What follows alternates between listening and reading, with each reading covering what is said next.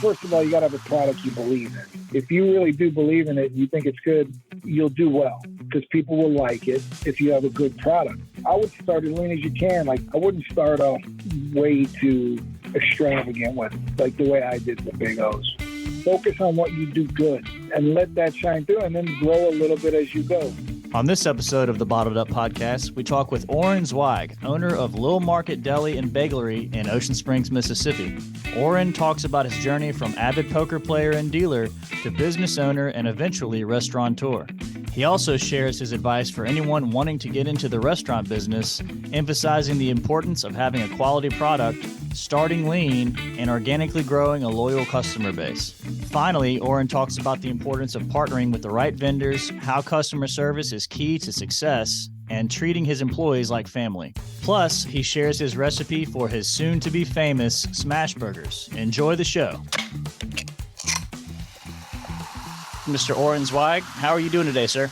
I'm doing well. How are you? I'm doing just fine. I appreciate you coming on the podcast and kind of giving us a little insight to the ins and outs of the little market over there off Government Street, and just kind of giving us the history of how you came to be over in Ocean Springs. So I'm going to go way, way back. Where did you grow up?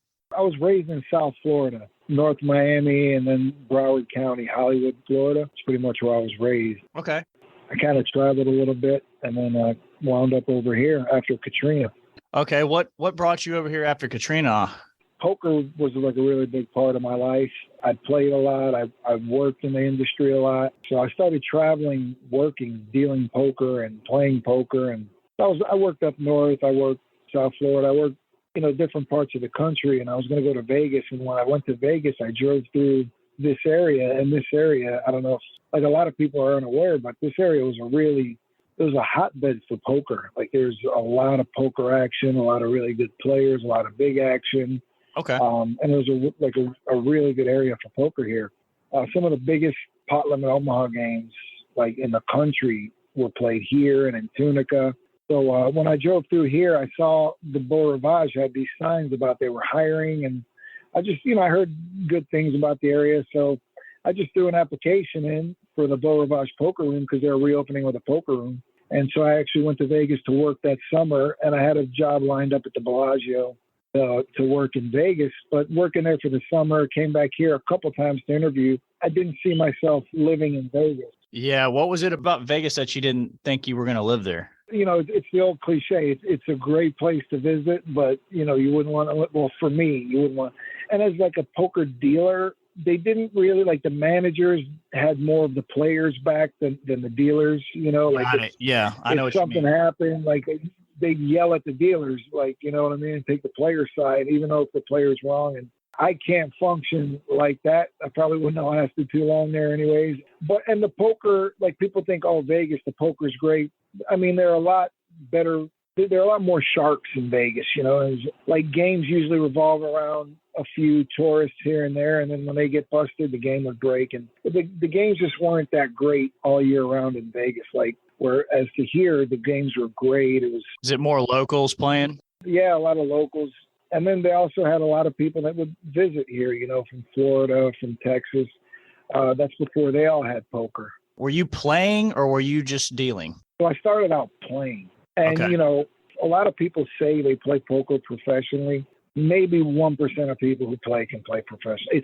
It's incredibly hard. Most people are either independently wealthy, have rich parents, something like that, or have money from something else, and they say they play professionally, but very, very, very few people can legitimately play poker professionally. It's an extremely hard. There's a lot of, so I started out playing, I went through some bad swings, and then I learned to deal when I was really young. And it's just something that allowed me to travel and play in different areas.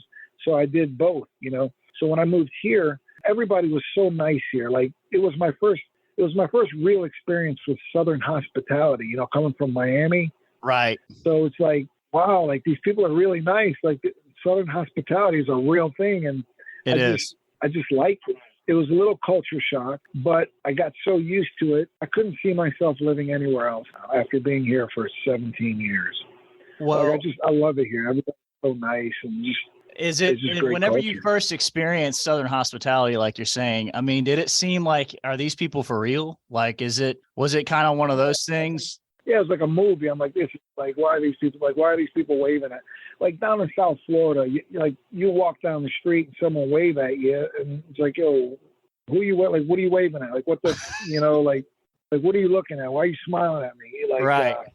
And then it's weird. So like, I'll go back and visit after living here for 17 years now, and I'm the guy waving and smiling at people, and they're like, "Yo, what the f you smiling at, man?" I'm like, "Oh, it's like you forget where you are." It didn't seem like it was, but I loved it. Like, yeah, I think it's a special spot, man, and I think that like you just described, a lot of people who have never been where we live, the coast, especially in Mississippi, Mississippi as a whole, the hospitality state. I mean, that's real. That's a real thing. But, the coast as a whole is a little bit different. Yeah, the coast, it really is. So the coast kind of reminds me, and then it's the way it's set up too. Like kind of South Florida is totally different compared to the rest of Florida. And when I say South Florida, I mean like maybe Palm Beach County being, a lot of people think like Tampa, South Florida, or Orlando, which it's not. But it's kind of set up the same way in Mississippi, how it is. Like South Florida is totally different. It's like in Mississippi here, the coast is totally, it's so transient because you got the military, you got the casinos, a lot more visitors.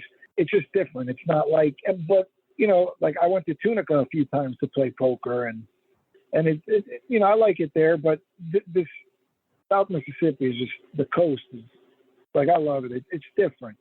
But you still have the Southern hospitality. I don't know. It's a great area, It really is, man. And we're lucky to, and I always tell my girls, I have 2 little girls, and I always tell them, you don't understand how lucky you are to live where you live. I know that I do, but I don't know about you, but I kind of take the beauty of where we live a little for granted every now and then, because you're just driving past it every day. But I mean, every now and then I try to make a point to look out and just say, man, look at where we live. And it's a special spot. Yeah. And for me, and look, coming from South Florida, like honestly, it's the most beautiful, to me, one of the most beautiful places in the world. Like I'm talking about the people, I'm talking about, the beaches, everything. It's just like, it's beautiful. But we're here. It's beautiful. You got the woods, like even the golf courses here, like they're so incredible. Yeah. Like in South Florida, they got a lot of golf courses, very expensive, Richie, but it's like you can stand on the first hole and you can see the whole golf course. Yeah, like that's right. It's all wide open. Yeah, like here, like Shell Land is beautiful. You see one beautiful hole surrounded by trees and wildlife, and then boom, now you got the ocean. So it is beautiful. But to me, for here, it's the people. Like it's the people. Like I don't know. It was just so great, because it was so different from what I was used to, and I don't know. It just grew on me so much. And like I said earlier, I could never. I don't think I could ever move back to South Florida and live there after being here. And it's just like everybody's just really cool, and coming to the business aspect of it, which was the whole reason for the call. Right. Is like how they accept your business, and everybody here is more or less like a small business, and they're very supportive. Oh yeah, we want to prop each other up. Exactly. It's really nice. It's nice to be a part of. And so you grew up in South Florida. You kind of moved around a little bit, learning how to deal poker, playing poker, mainly just casino areas, I would imagine. And so you ended up living here after Katrina. So how did you what made you decide to want to get into the restaurant side of business? So doing poker for about 18 years, I got burnt out. A buddy of mine was in South Florida when the whole cash for gold thing started blowing up. And he's like, hey, man, you want to learn the jewelry business? I'm like, yeah. So, well, if you want to come back to South Florida, come on back to South Florida. So I went down there, learned the business, left the Boulevards, went down there, learned the business. I ended up learning the cash for gold part of it. So thinking, I was like, hey, nobody does that up in Biloxi. So I talked to a buddy of mine here. He's like, well, hey, you want to come do this over here? I was like, I don't know. I think it would be a great opportunity. So we kind of partnered on a little bit of thing. We ended up splitting up.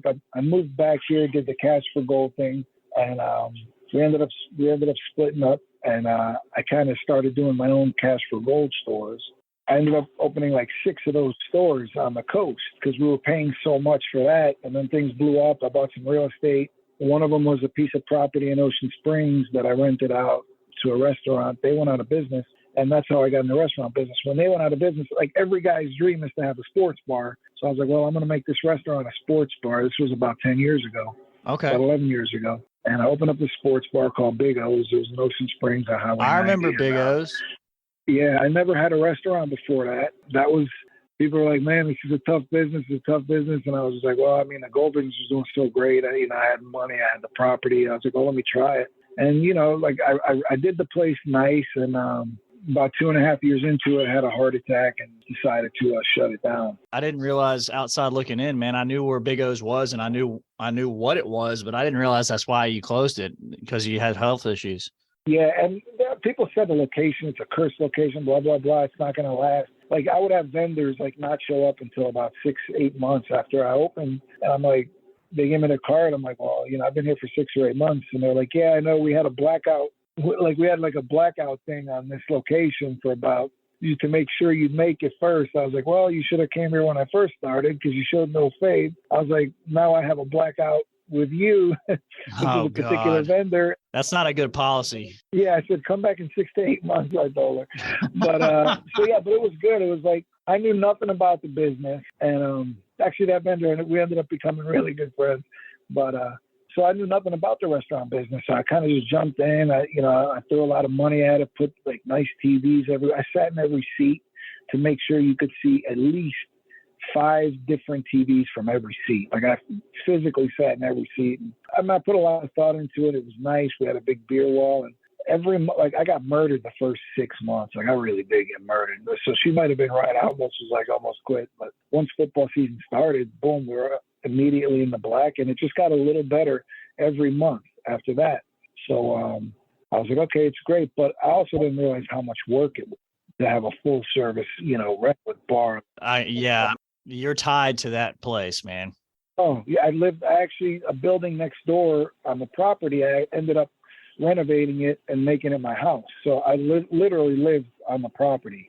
And so I was there. I just assumed I can have a couple managers run it and I can come in once a week, but I was way off with that analysis of running restaurants. So I ended up pretty much like living there, and it was tough. Like, the money wasn't great. The work was really, really hard. Like I said, it wasn't something I ever thought about getting into, like, other than every guy wants to have a sports bar. But no, I busted my hump and turned it around. It was in the black, and then, started making money. Second year, started making a little more money. And like, we were jam-packed for every major, like, UFC fight. We were jam-packed for the World Series. Like, it ended up being, like, really good, but it was a lot of work. So I ended up having a heart attack. I'm interested to find out. Okay, so this is a good perspective of anybody who's ever wanting to open a restaurant, right? Because basically you went straight in, all in. And yeah, this wasn't something that was in your history. This wasn't something that, you really knew a lot about. So you could probably write a pretty good thesis on, crash course. Hey, you want to get into a restaurant? Here are the 5 things that you really need to focus on. So I'm kind of interested to know, whenever you decided to do that and you were in the middle of it, right? And you were saying that the hours were long, you started grinding and eventually you made it into the black. What were some things that you didn't see coming that you had to adjust your plans and do that, you wouldn't have known otherwise if you hadn't gotten into it? So for anyone who jumps in the business, and what I learned from there, I took into little market. So I would start, like, first of all, you got to have a product you believe in, right? So, like, if you do something, you got to really believe in it. And if you really do believe in it and you think it's good, you'll do well, because people will like it if you have a good product, Yeah. So I would start lean. Start as lean as you can. Like I jumped in, I threw a lot of money into Big O's, and that's why it took me a while to, get money back out. But, like, buy used equipment if you can, just to get started. You want to proof your product. You want to make sure, hey, I make the best empanadas, or I make the best burritos. So just focus on what you do good. When I opened up Big O's, my menu was huge. Right. It was a huge menu. I ended up cutting it down to my most popular things. And so I would just start off lean and let your business, like, let the customers dictate. Like, you could think it's a great product, but if no one's buying it, then, hey, maybe it's a little, reality in your face. But so that's one thing, is I wouldn't start off way too extravagant with like the way I did with Big O's. That's very good advice. Yeah, focus on what you do best and let that shine through, and then grow a little bit as you go. You know, Big O's, like, I was like, there's no bagels here. There's no bagels in this area. So it took me 6 months. I never made a bagel before, but I wanted a bagel really bad. So it took me 6 months of making bagels, trial and error. And I made a bagel that I absolutely, like, every time I eat a bagel, I'm like, holy cow, like, how did I figure this out? Like, really, like, I say that to myself because, like, I just don't get bagels like this anywhere close. I've heard plenty of things about your bagels, Oren. Trust me. Yeah, people like it. And some people don't realize, it's like a good chewy bagel. And some people don't like chewy. Like, they're used to, like, an Einstein's or some, supermarket bagel. But, like, people received it well. So you just decided that, you want to eat bagels. So you just started making them and learning how to make them. And after 6 months, you had a bagel that was enough to sustain a whole business? Yeah, I liked it enough after 6 months. So when I had the heart attack and open heart surgery, and I just didn't want to do Big O's anymore. I had quite a few people call me asking me to buy it. I was like, I don't want to sell it, because if I sell it and the product goes to crap, that's kind of my name. If I want to reopen, it's not good. I just ended up closing, and I took a couple years off, and I just traveled playing poker, and I didn't work or do anything. And this was an opportunity. It was a small little store, 500 square foot building, a catering business that my friend did. And she ended up wanting to get out. I ended up buying it from her. I started the business with a few grand. That's all I did. Wow. I bought her equipment and ended up just doing bagels. And I learned the bagel business. I was going to do the catering with her, but she ended up moving. So I just bought her out and just said, we need like a deli with bagels. We don't have anything. And I started doing bagels, started selling like 2 dozen, 3 dozen, 4 dozen. Boar's Head meats was something that I thought was like important, like just having good companies. And you guys are one, like Pepsi. I'm like, hey, Coke or Pepsi, Coke or Pepsi. Oh, people like Coke, people like Pepsi. I was like, but to me, it was like, but who's going to help me? You know what I mean? And yeah, like you guys stepped so big time. And people are like, I can't believe you didn't go with Coke. I was like, well, I can't believe I thought about going with Coke, Yeah, and, Oren. And nothing wrong with Coke. People like Coke, but it's just your guys, like your customer service, the way that you guys support a business was so key to growing, to me, helping me. I was just like, listen, Coke, Pepsi, whatever, people are going to drink whatever we have because we have a good product. Yeah, it's really about sport.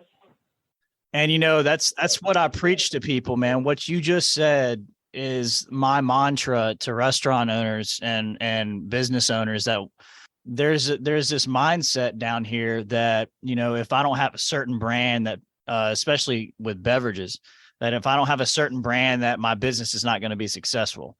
The way that your business will be successful, like you said. Yeah, I'm telling you, you guys, like your market share in this area is really, it's a testament to like how you guys help support business. You know what I mean? We care. Like it really is. Like I can't say enough about it. And I'm not saying that just because it is. It's true. Like I promise you, people know me. They know my character. If it wasn't true, I wouldn't say this. I don't do that. Sometimes I ruffle the wrong feathers because of that. But like if what I say, I'm saying it because it's 100%. I believe that.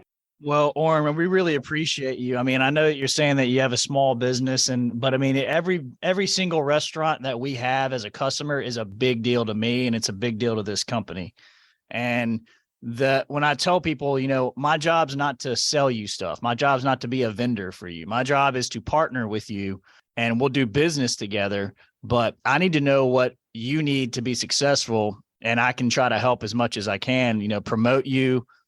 Tell people about you, share social media, that kind of stuff. I mean, that's what we're all about. And our competitive advantage is customer service. I mean, that's it, because we're a locally owned, family owned business, and, we care about our customers. It's like you said, it's not a joke. It's no BS. It is what it is. So be true to that, man. If we're just true to that, and we continue to outperform and outservice, that, we'll continue to do well and grow. Yeah, 100%. And one thing you guys under, like being in that bar business, like the beer distributors in this area, it's kind of like a competition, like, and I get it, but the competition, what ended up happening when you see it like that, what you said is, hey, we want to support, like their competition was so crazy with each other, still is to today, is to where, oh no, I want this tap and this tap and this tap. I'm like, yeah, but those sell better. Don't you want me to stay in business? They're like, no, we want our beers, but that beer doesn't sell good. Like, they didn't care about the bottom line of the business. They just cared about the competition, which is so bad. So what you just said, your philosophy is, I care about my customer. Yes. If my customer, I'm telling you, like it's such a great philosophy to care about your customer. Like, hey, look, I'm going to put my customer before my business. Like, if he wants to sell X product in cans that's a competitor of mine, I don't care. Here's a refrigerator. Put it in my refrigerator. Is it going to make you money? Good, because you're going to buy from me for the next 10 years. Like, it's perfect philosophy in business for your business to grow. I agree. And it's some of the things that, people kind of get blinded by is that I can't have my competitor in here, or I'm going to have a mindset that's not realistic, or, I'm going to force my customer to my will to buy what I think they should buy. And if you just have a really frank and honest, conversation with your customer, and they say, listen, I understand that you're helping me out, but I got to have this, like Barks in the Bottle, for instance, right? Barks in the Bottle was created in Biloxi, Mississippi. You are never going to get away from Barks in the Bottle on the Mississippi Gulf Coast, ever. You're never going to get away from it. So why should I pretend like I'm crazy and say, oh, well, you can't have it? Right. That wouldn't be beneficial to you. Yes. That would hurt your business. Absolutely. And if my business do well, then guess what? I no longer carry your product, which is what, like, this one of the distributors was just like, they didn't get it. It didn't sink in. I was like, if I put your two crappy beers that you just want me to put up just to take away their two taps, now I'm selling, $1,000, $2,000 a week less in beer. Right.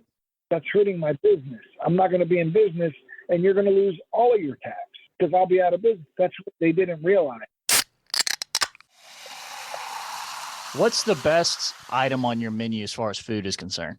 The most popular, which is very weird because it wasn't even on the radar. I was known at Big O's for the Big O burger because we ground our own burger and I had my own blend. And I never kept a secret. I told people what my blend was. I used chuck brisket and bacon, and it was just particular percentages of each, and I ground the meat fresh, and it was a big burger.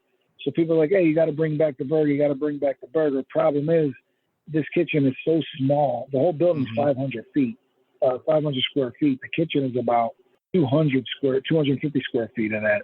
So I don't have much room at all. I got a little small 6-foot hood. I don't have a grill, so I couldn't make the Big O burger. So 3 years ago, maybe, I saw the smash burgers and stuff, and I'm like, oh, that looks cool. But I was never a flat top burger guy. I was always a grilled burger guy. Right. But I was like, let me try these smash burgers. And so I busted out my own meat grinder from Big O's, and I did this one was 100% beef blend, and it was as brisket, and then any lean meat really. And it's a particular blend to where it's a good fatty blend. And I started doing these smash burgers, and I was doing them 1 day a week on Wednesdays.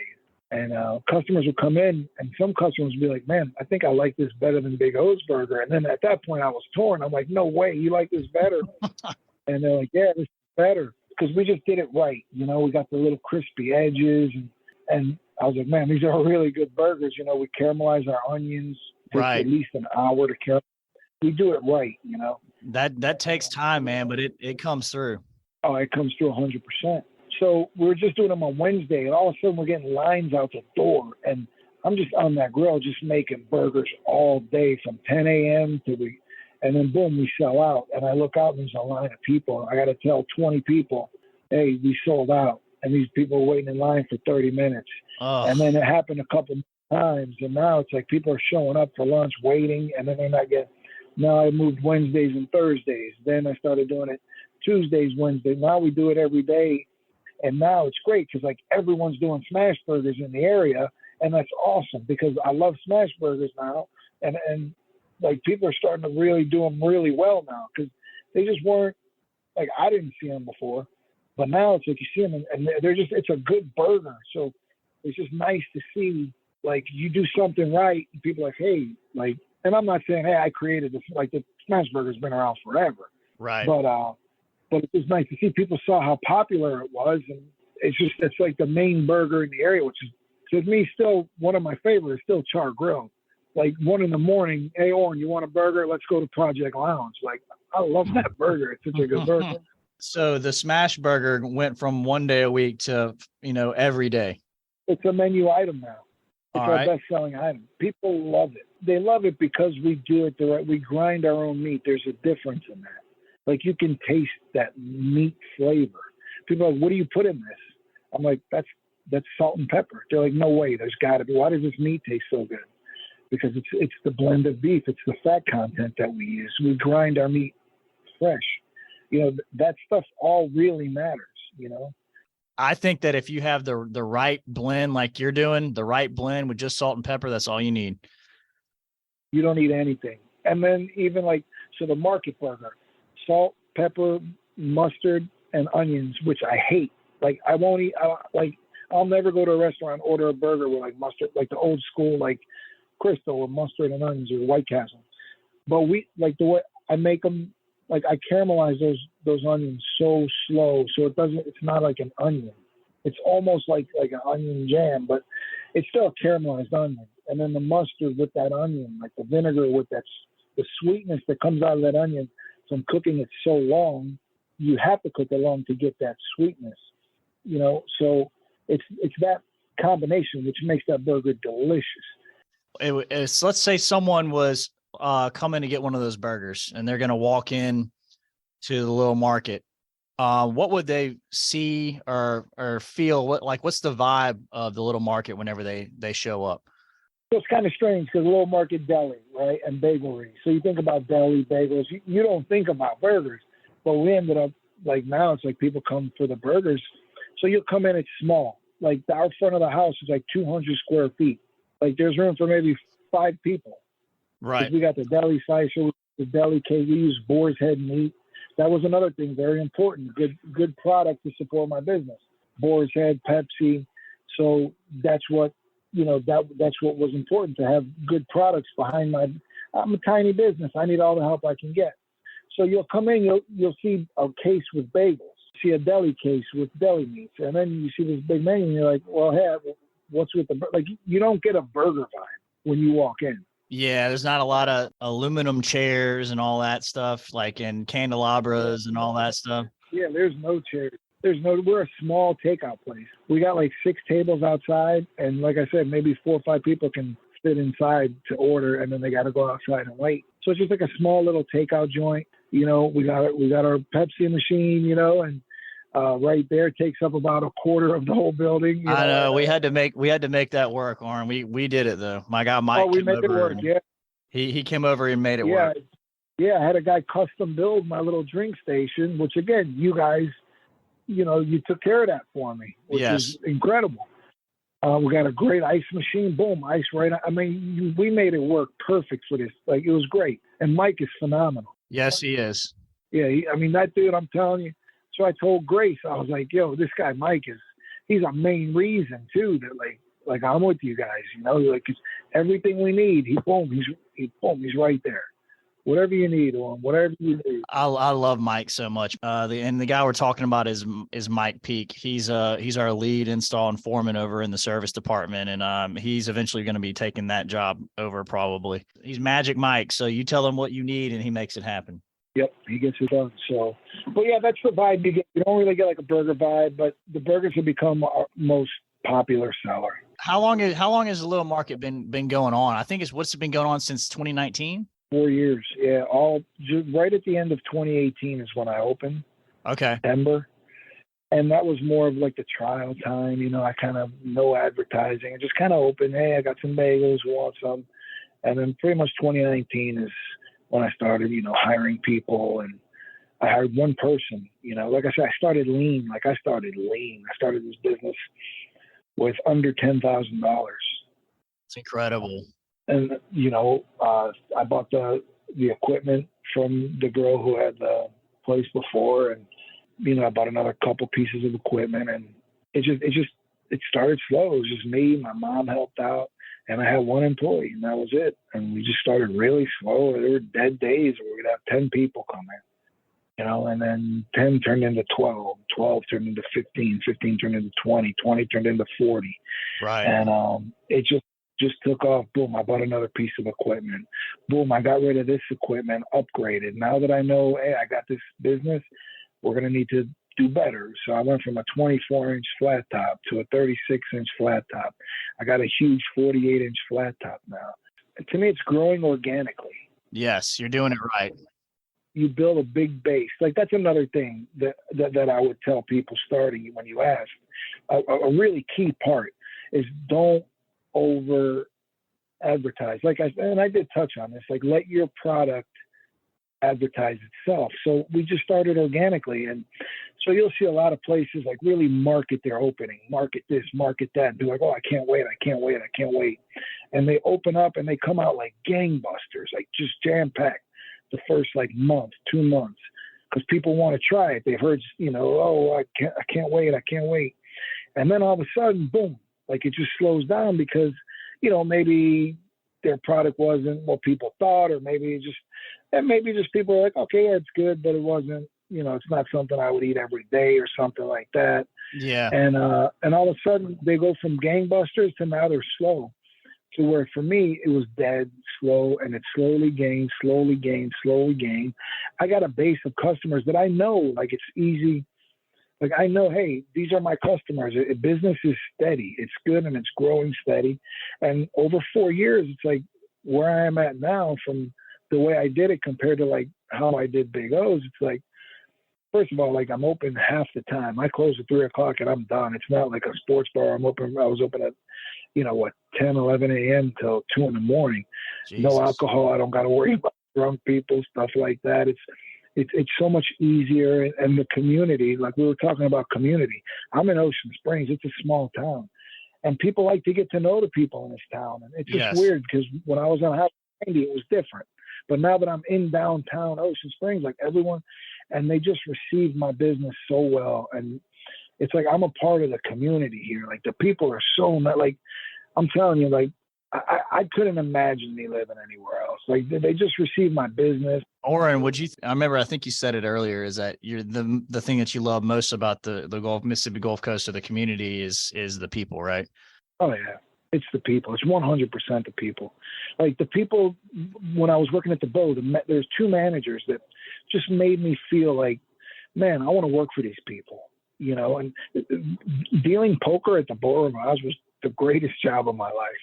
And then now being here, having my own business and like the community coming in, and man, it's just so like, and they're sharing your stuff on social media and you're talking to people on social media and they're coming in and it's just, I don't know, man. I really can't explain it, but it's really the people. Like, look, I can move now that I've proved my concept. Like, I can go back to South Florida, and I know, like, there's no place. My favorite bagel joint, they closed down after 40 years. I know I can open this spot in South Florida and do 10 times what I'm doing here, Trump.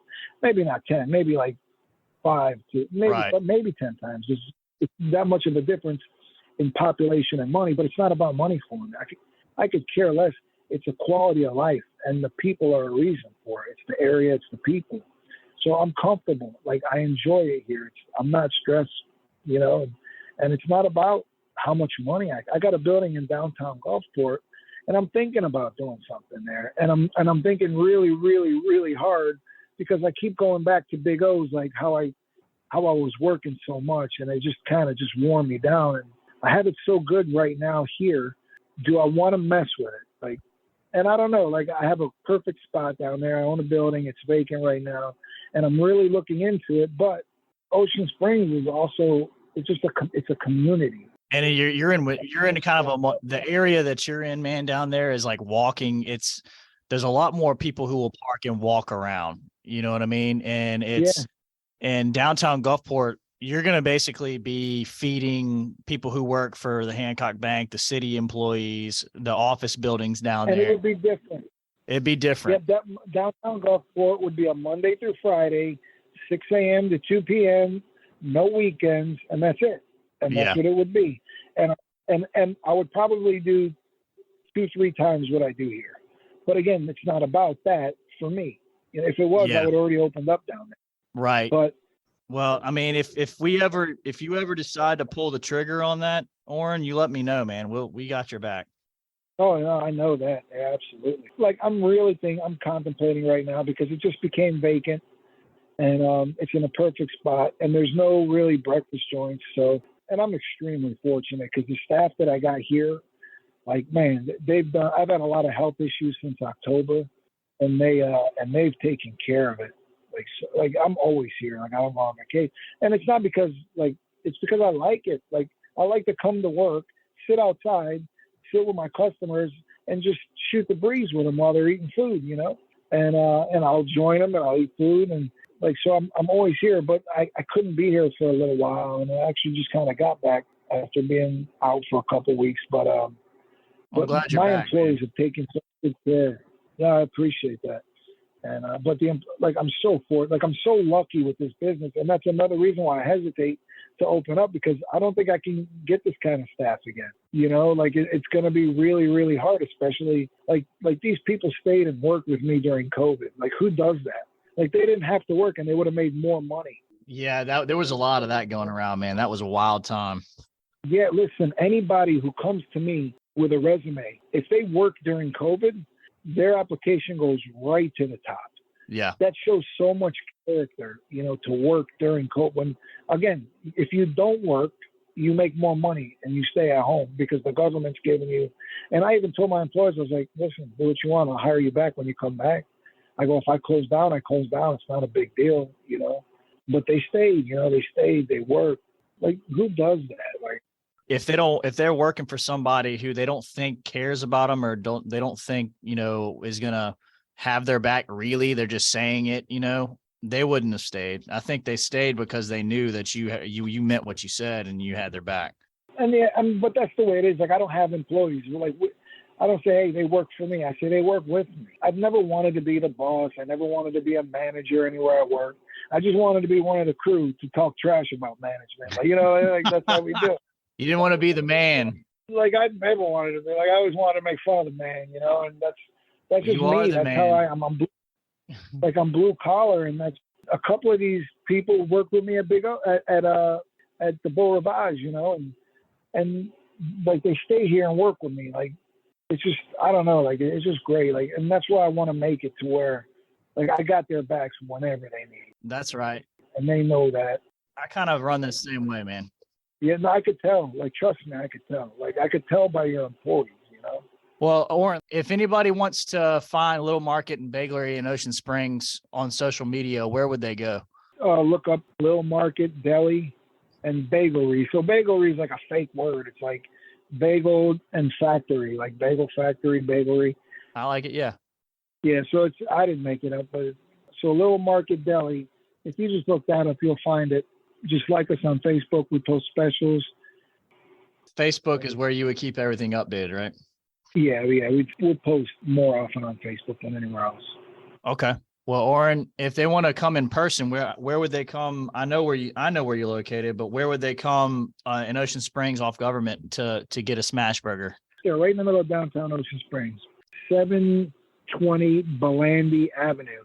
And so that's like right off of Government Street, right in downtown. So we're right behind that big Mason Lodge. So like you walk right down the street where Chart is, you could see the lights, the bulb lights on the courtyard where we are. I just ask somebody, hey, where's and they'll point you in the right direction. Thanks, Oren. Well, listen, man, I wish you the best in health and in success in your business. You know, I really, really appreciate you being a partner and a customer of ours. You know, I don't take it for granted any day of the week, you know, so if there's anything that we can do to help your business succeed, or if you have an idea or marketing or anything like that, you know, just reach out. We're willing to work with you any way we can, and wishing you success in the future, man. Oh, and I appreciate you guys because, I mean, you really have helped, like from the early stages to really grow and really sustain and all that stuff. You really helped me sustain like this business to where it didn't fail, you know, at like the most. important time to where, hey, we're starting to get busy. We need to make sure we can handle these customers. We'll continue, man. We'll continue to do whatever we got to do to make sure that you're winning and you're successful. And I really appreciate the time that you gave us in the conversation. So, well, I appreciate you asking. And I'd like to come by and shake your hand and say hello. Absolutely. We open at 7:30. And you close at 3? We close at 3. Yeah. Absolutely, Oren. Thanks. Thank you guys for having me. Thank you all. What a great episode and story of Oren Zweig's journey from the poker table to the breakfast tables of the Little Market Deli and Bagelry. And if you listen to him close, he gave us one heck of a recipe and 5 key ingredients for making it in the tricky business of restaurants and hospitality. 1, focus on a quality product and start lean. 2, don't be afraid to experiment with new products and be open to customer feedback. 3, partner with vendors that focus on customer service and are willing to support your business. 4, grow organically through your outstanding products and word of mouth. And 5, focus on the bottom line and what will make the business successful. Oren sure knows how to make a bagel and a burger, but he also knows the business. And I love how willing he is to share his path to success so openly. Until next time, go and see Oren at the Little Market Deli and Bagelry, grab a smash burger, and tell him Andrew from Allen Beverages says hello. Thanks for listening to the Bottled Up Podcast. Want us to deliver this show into your email inbox as they drop? Want to tell us about how you like the show? Or you want to tell us about a Gulf Coast restaurant or bar you would like us to spotlight in upcoming episodes? Email Morgan at mwheeler, WHEELER, at abevinc.com. That's ABEVINC.com. Want to know more about Allen Beverages and how we work with our clients, partners, and vendors? Check out allenbeverages.com. This show was edited and produced by Johnny Gwynn and Deep Fried Studios.